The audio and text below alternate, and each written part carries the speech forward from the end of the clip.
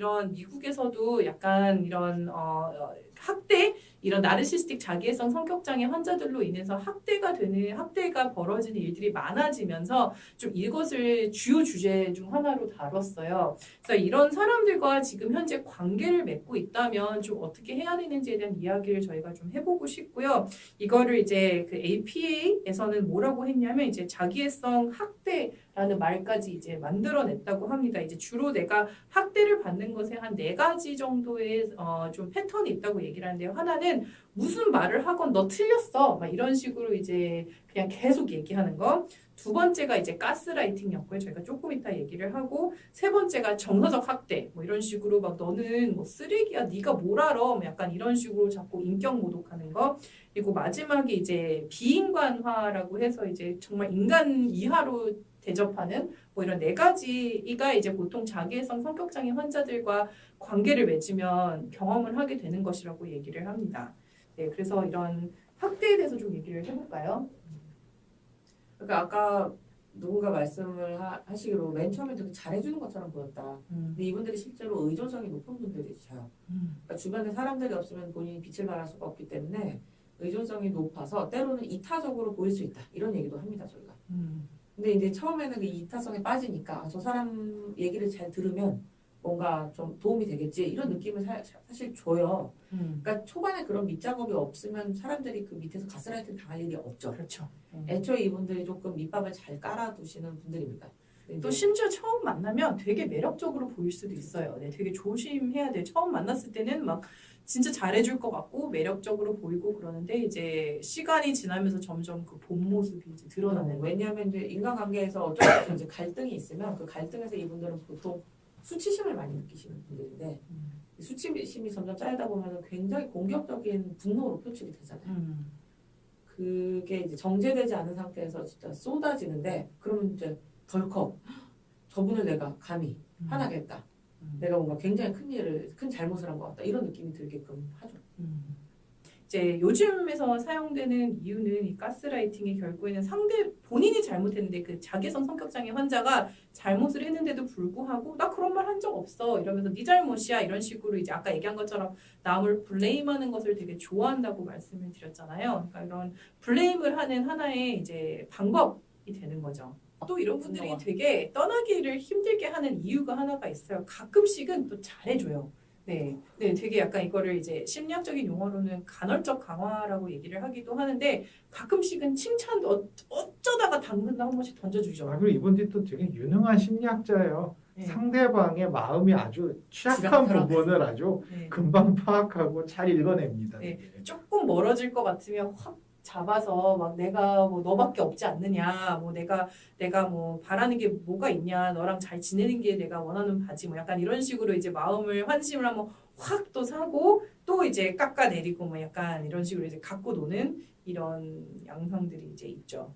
이게 문제가 떠나려고 하면 이제 주변 사람들과 좀 이렇게 약간 척지게 만드는 이런 약간 주변 사람들을 작업을 하는 것도 이 자기애성 성격장애 환자들이 많이 하는 것 중에 하나인 것 같아요. 그래서 이제 뭔가 내가 이 사람과 관계를 끊으면 그러면 저 사람들이 다 주변에 있는 사람들이 막 저 사람 미쳤다고 미쳤다는 이런 소문이 돌던데 만나보고 약간 이런 식으로 완전히 고립시킬 수 있는 이런 힘을 가지고 있기 때문에 오히려 그 사람을 떠나가는 것이 너무나도 두렵게 느껴질 수 있는 부분들도 있는 것 같아요.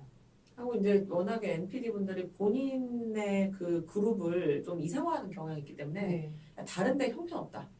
여기에 머물러야 된다. 그러면서 굉장히 스플리팅이라고 해서 좀 편가르기도 좀 잘 하시잖아요. 네, 맞습니다. 그래서 이것도 좋은 부분인 것 같아요. 이 사람이 NPD인지 보시고 싶을 때는 요분 외에도 내가 궁금한 분들 있잖아요. 요 급에 되는 학계에 어떤 분들이 있어서 혹은 그쪽 업계에 그분들에 대해서 물어보면 다 비판적이세요. 맞아, 이런 분들은. 그놈들은 뭐가 순수성이 없고 쓰레기고 너무 돈만 밝히고 뭐 다 이런 식이거든요. 네. 맞아요. 우리만 다른 사람에 대해서 좋은 얘기를 별로 안 하시죠. 사실은 이런 분들한테 이렇게 말리면 안 돼요. 되게 그렇죠. 어쨌든 되게 본인의 그렇죠. 허점을 제가 찾으려고 석사까지 한 사람이고 본인의 허점을 찾으려고 되게 노력을 하거든요. 어쨌든 자기 밑으로 깔아뭉개야 되기 때문에 이런 본인의 약점을 잡는 것에 되게 특출난 사람들이란 말이에요. 그러니까 이런 약점을 잡히면 거기서 이제 발끈하게 만드는 이 프레셔 포인트를 이제 눌리더라도 어떻게 하면 좀 이렇게 침착하게 대응하는지에 대한 부분들을 우리가 생각을 이게 해야 이제 되는 치료하다가 전형적으로 NPD에게 당하는 경우들이죠. 그렇죠. 제가 석사까지고 석사 어디서 했는데 맞아요. 네. 막 이러면 네. 그거 다 대답하다가 성신여대에서 했거든요. 이러면 이제 막 맞아요. 뭐 이런 식으로 이제 자꾸 말리게 되는. NPD 대응법 중에 하나가 절대로 개인정보를 보이지 말 것. 네. 자기 네. 개인적인 얘기하지 말 것. 그게 있어요. 네, 잘못하다가는 치료자가 울죠. 그 치료자가 울고 이제 아까 말했죠. 이제 치료가 끝난다고 이제 치료자에 의해서 이제 치료가 끝나는 경우가 그렇게 되면 생기는 그래서 거죠. 심리실은 몇 번의 공격을 잘 이겨내기는 해야 돼요. 네. 맞아요. 네네 공격을 자꾸 이제 해오는데 이제 그런 것들에 대해서 잘 방어를 하잖아요. 아까 뭐 팩트만 얘기를 한다든지 거기에 말리지 않고 이제 이게 영어로 하면 제가 한국말로 뭐라고 하는지 모르겠는데 irreverence라고 그 이렇게 되게 그냥 뭔가 공격을 하면 아무렇지 않은 척 이렇게 그냥 맞받아치는 이런 심리 기법이 있거든요. 이제 그런 식으로 하면 약간 그분들도 마음속에 그게 생겨. 아 그래 너 정도면 내가 만나주지. 약간 이런 마음이 생기면서 마음을 조금 열게 되는 부분은 확실히 있는 것 같아요. 그리고 이게 되게 수련의 과정인데요. 결국은 그분들도 관심 받고 싶은 동기를 되게 잘못된 방식으로 표현하는 거거든요. 잘못 배우신 거죠. 그러니까 그렇죠. 관심 받는 법을.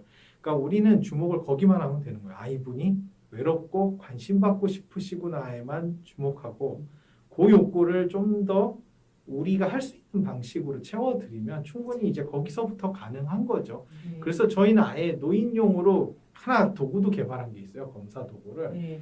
이분들의 왕년에 내가 이런 사람이었다라는 것을 이야기할 수 있게 하는 자서전적 기억 측정 도구를 하나 네. 만들어놨습니다. 나중에 소개해 주세요. 네. 심리실 언니들이 감정적으로 응수하지 않는 게 중요한 것 같다 하셨는데 비관여하는 게 이제 중요하고 맞아요. 유하경님께서 자기애성 환자들에게 말리지 않으려면 어떻게 해야 하나요? 하셨어요. 네. 이제 저희 아까 얘기한 것처럼 정서적으로 이제 뭔가 약점에 대해서 이제 찍을 때 그것을 반응하지 않고 방어적으로 하지 않는 방법들 뭐 이런 식으로 하는 것도 또 중요해요. 저희가 후반부에 좀 얘기를 이제 네, 시리즈 얘기를 좀 해보려고 해요. 그래서 문서화를 꼼꼼하게 해놓으라고 맞아요. 하는데 언제 무슨 일이 있었고 그 사람이 나한테 무슨 얘기를 해서 내가 그걸 가지고 다른 사람한테 어떻게 호소를 했다 이런 그 네. 다이어리를 좀 잘 적어놔야 되고 좋아요. 제가 저희 학생들한테도 항상 얘기하는 거거든요. 모든 거를 다 문서화를 해놔야 된다고. 네. 맞아요. 네, 그래서 전화 통화 이런 거 하지 말라고. 맞아요. 네, 특히 전화할 거면 다 녹음해놓고. 맞아요. 녹음해놓고 그리고 그 단둘이 만나는 건 웬만하면 없게 네, 하도록 면대면으로 만나지 않는 게 좋고 다 이제 업무용으로 만나야 되면 이제 업무 때문에 만나야 되면 메일로. 맞아요. 네. 개나리님 헉 제 얘기 같아요 그러셨는데 왜 본인이 뭘 당하고 계신 거예요 지금? 네. 뭘 당하고 계신지 모르겠는데 그리고 뭐 거짓말도 대놓고 하는 것도 뭐 이런 특징들도 있고 뭐 심지어는 뭐 이렇게 문서화를 해놓고 그때 이렇게 얘기했잖아 이랬는데도 뭐 내가 언제 그랬냐고 막 약간 뭐 이메일 조작이라고 이런 식으로 대놓고 그냥 거짓말을 하는 것도 되게 늘상 있는 일입니다. 보면은 분명히 이분이 옳은 길을 가고 있고 대의의 길을 가고 있다고 생각하다 보니까 내가 불쾌하고 뭔가 당하고 있는 것 같아도 내가 조금 참아야 되는 게 아닌가라는 생각을 하는 거죠. 제가 늘 말씀드리는 건 그래요. 세상에 누구의 감정도 다 소중하거든요. 내가 뭔가 저 사람하고 지내는데 기분이 나빠요. 그러면 그건 맞는 거예요. 그거는 틀린 게 아니고 저 사람이 뭔가 나에게 잘못하기 때문에 내가 기분이 나쁜 거니까 그 사람이 대의가 어떻고 무슨 얘기를 하든지 간에 무언가 내가 기분이 나쁘면 그거에 대해서 나도 항의를 하고 표현할 수 있어야 되고 그 사람이 그걸 인정하지 않는다. 그럼 그런 관계 손절하셔야죠. 맞아요.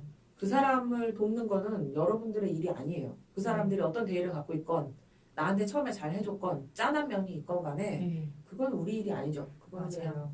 다른 기관에 의뢰하시는 게 더 빠르실 거고요. 그리고 보통은 이 사람들이 되게 나랑 가까이 있는 사람이나 내가 되게 중요하게 생각하는 가치를 되게 공격을 잘하거든요. 이런 것에 대해서 되게 밝으신 분들이 예를 들어 애가 있으면 뭐 너 같은 사람이 애 낳으면 안 되지 막 이런 식으로 되게 막 되게 마음을 쑤시는 이런 얘기들을 하고 그러거든요. 이런 것들도 맞아요. 그렇게 되면 이제 솔직히 처음에는 그냥 참지만 이런 것들을 계속 당한다고 한번 생각을 해보세요. 이게 사람을 계속 무너뜨리는 일이거든요.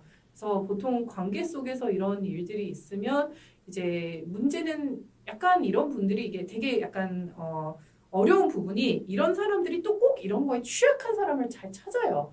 그래서 이제 둘이 뭐 관계를 맺게 되면 또 그 관계 내에서 이 사람이 또 벗어나지 못하는 되게 여러 가지 취약성을 잡고 좀 이렇게 벗어나지 못하게 구속시키는 이런 부분들이 있고 결국 이 사람이 완전히 무너지는 이런 꼴이 되고 이런 걸 그런 경우에는 두 가지 하나는 꼭 문서화하시고 다른 하나는 그 사람의 모든 얘기를 개인적으로 받아들이지 마세요. 그러니까 저 사람은 저 사람 지식 체계 내에서 저런 얘기를 그냥 던지는구나 하시고 그걸 내 세상 안으로 갖고 들어오지 마시고요. 그냥 이런 얘기는 되게 쉬운 것 같은데 되게 아. 어려운 것 같아요. 근데. 그 겪어봐 알아. 네, 나도 네. 그때 진짜 그래서 약간 나도 그 유체 이탈법 이런 거 맞아, 되게 맞아. 좋은 약간 아, 이런 거 예, 되게 예. 좋은 아, 것 그렇죠. 같아요. 네네. 네, 뭐, 제가 애 안 나면 좋죠. 뭐 약간 뭐 이런 그래요. 식으로 그냥 되게 남 그래요. 얘기하듯이. 명심하셔야 될 게 내가 네 인생을 생각해서 하는 얘긴데라고 하지만 그분은 당신의 인생을 조금도 생각하지 않습니다. 네네. 그분은 오직 자기의 플랜만이 존재할 뿐이에요. 그렇죠. 그러니까 그런 말에 갈등하고 흔들리실 필요는 기본적으로 없는 거죠. 네. 근데 이제 부모가 너무 NPD인 어렵다. 경우를 저희가 좀 간과하기는 했어요. 네네. 그 얘기는 이제 저희는 주로 관계 속에서 얘기를 하긴 했는데 저는 이런 내담자가 오잖아요. 그러면 최대한 좀 독립을 하는 것을 저는 추천드려요. 그게 그냥 우선이에요. 집에서 그냥 좀 너가 나와서 물리적으로라도 좀 거리를 두는 게 좋지 않겠느냐. 뭐 약간 이런 게 천천히 좀 멀어지는 이런 연습을 하는 것에 대해서 저는 주로 추천을 드리거든요. 맞아요. 제가 또 제일 안타까운 게 사실은 정부가 1인 가족들을 위한 배려가 많이 필요하다고 생각이 돼요. 언제든지 큰 부담 없이 독립해서 나올 수 있게끔. 자꾸 어떤 꼰대분들께서는 1인 가족이 뭐 중요하냐, 가족이 모여 살아야지 뭐 이런 얘기 하시는 아니에요. 분들도 가족이라고 있는데. 해서 다 네. 좋은 건 아닌 것 같아요. 확실히 이제 심리 상담 장면에 있다 보면 그런 생각을 정말 많이 하는데 이제 그냥 전통적인 생각으로 그래도 뭐 잘 지내고 뭐 엄마랑 화해하고 뭐 이런 생각을 우리가 하잖아요. 근데 그게 아닌 경우가 생각보다 되게 많은 것 같아요. 맞아요. 네. 그러니까 최고의 효도는 그냥 내가 잘 사는 거예요. 내가 네. 겁나 행복하게 잘 사는 게 효도기 때문에 네. 가족 간의 화해나 용서는 그냥 드라마에서만 봤으면 네, 좋겠고 그 약간 그런 가족이라는 명제 안에 그 화목함을 그걸 가두게 되면 맞아요. 더 힘들어지는 부분들이 분명히 근데 있는 것 이제 같습니다. 부모님들이 나름 NPD이신 분들은 어린 시절부터 굉장히 가스라이팅을 많이 당하죠. 그래서 애들이 보통은 잘 안 돼요. 네, 맞아요. 애들이 잘안 돼요. 되게 뭐 예를 들어 본인은 되게 높은 지위에 오르고 좀 맞아요. 잘 될지는 모르겠지만 제가 되게 죄송한 얘기지만 자식이 잘 되는 것을 제가 본 적이 없어요. 그게 참 그래요. 네, 이게 그렇죠. 네. 말씀하신 것처럼 안 마주치도록 그 일상 루틴 스케줄을 정리를 하시는 게 좀 네, 이게 필요하신 아주 것 같아요. 애매하다는 말씀이 맞는 게 자녀분들은 잘 모르시더라고요. 그러니까 네. 내가 그 죄책감들이 더 크신 것 같아요. 내가 충분히 거기 부응하지 못했다는 죄책감? 그것 때문에 그리고 우울이 수치심. 오시죠. 네. 수치심. 그래서 보통은 뭐 어쨌든 안 게 그 부모님밖에 없으니까 뭐 다른 잣대가 있는 게 아니잖아요. 그래서 여기 심리실 언니들이 잘 말씀해 주시긴 했는데 만약에 그렇다면 치료라도 받으러 왔으면 좋겠어요. 부모님한테 얘기를 해서라도 꼭 전문가와 심리 상담을 해서 어쨌든 간에 뭔가 좀 긍정적인 그런 경험을 좀 받고 그런 조언을 받고 따뜻한 지지를 받는 게 최우선인 것 같습니다. 그렇죠. 부모님은 분명히 자식을 사랑하실 거예요. 하지만 그 방식이 자식에게 꼭 좋게 영향을 미치란 보장은 전혀 없어요. 그렇기 때문에 잘못된 길을 가고 있을 때는 잡아줘야 되고 저희도 좀 이런 거 고민 많이 했으면 좋겠어요. 그냥 단지 상담센터 많이 늘어나고 뭐 상담의 국가 돈이 지원되고 그게 다는 아닌 것 같고 실제로 안정적인 물리적 환경 같은 거 보호를 해주는 것도 되게 중요한 치료의 일환이 될 것 같습니다. 네, 그래서 이쯤 돼서 한번 저희 학회를 홍보를 해도 좋을 것 같은데요. 이제 저희가 전문가라고 얘기를 하는 건 저희는 한국임상심리학회 공식 채널이고요. 임상심리 전문가들이라고 하는 채널에 있고 이제 저희 학회에서 저희 심리학회에서 발행하는 임상심리 전문가라고 하는 자격증이 있습니다. 그래서 주로 가장 높은 교육과 수련을 받는 그런 전문가 자격증이기 때문에 굉장히 많은 민간 자격증들이 있는데 이제 꼭 확인을 해보시고 어떤 전문가를 찾아갈지 꼭 신중한 고민을 해주시기를 조만간 바랍니다. 아주 쉽게 확인할 수 있는 방법을 국민 여러분께 내놓도록 하겠습니다.